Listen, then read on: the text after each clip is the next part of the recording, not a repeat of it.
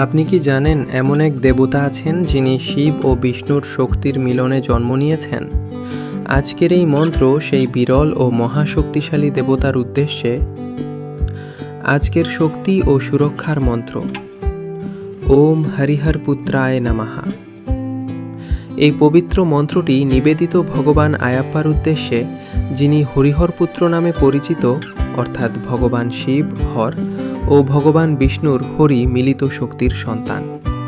পুরাণে বলা হয়, যখন অসুরদের বিনাশের জন্য এক বিশেষ শক্তির প্রয়োজন হয়, তখন শিব ও বিষ্ণুর ঐক্য থেকে জন্ম নেন ভগবান আয়াপ্পা।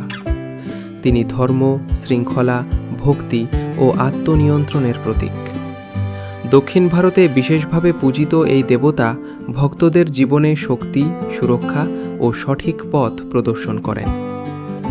মন্ত্রের অর্থ: ওম পরম শক্তির ধ্বনি, হরিহর পুত্রায় শিব ও বিষ্ণুর পুত্র ভগবান আয়াপ্পাকে নমঃ, প্রণাম ও আত্মসমর্পণ। বিশেষ করে শনিবার অথবা ভোরবেলা ব্রহ্ম মুহূর্তে এই মন্ত্র 108 বার জপ করলে জীবনের বাধা ও দুঃখ দূর হয়, আত্মনিয়ন্ত্রণ ও শৃঙ্খলা বৃদ্ধি পায়, মানসিক শক্তি ও সাহস বাড়ে, আধ্যাত্মিক পথ স্পষ্ট হয়, সঠিক সিদ্ধান্ত নেওয়ার ক্ষমতা বাড়ে। জপের সময় কল্পনা করুন, ভগবান আয়াপ্পা এক শান্ত কিন্তু শক্তিশালী রূপে বসে আছেন। তার চারপাশে দিব্য আলো ছড়িয়ে পড়ছে, আর সেই আলো আপনাকে শক্তি, নিয়ন্ত্রণ ও সঠিক পথের দিকে নিয়ে যাচ্ছে। ওম হরিহর পুত্রায় নমঃ। ভগবান আয়াপ্পা আপনার জীবনকে শক্তি, শৃঙ্খলা ও সুরক্ষায় ভরিয়ে তুলুন। মনে রাখবেন, এই মন্ত্র আমাদের শেখায়, শক্তি তখনই পূর্ণ হয় যখন তা শৃঙ্খলা ও ভক্তির সাথে যুক্ত হয়।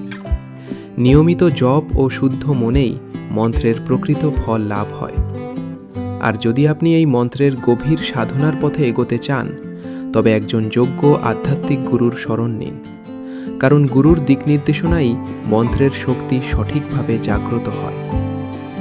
প্রিয় দর্শকবৃন্দ, যদি এই ভিডিওটি ভালো লেগে থাকে, তবে সাবস্ক্রাইব করুন আমাদের চ্যানেল দৈনিক মন্ত্রকথা এবং লাইক, শেয়ার ও কমেন্ট করে জানান পরের ভিডিওতে কোন দেবতার মন্ত্র শুনতে চান।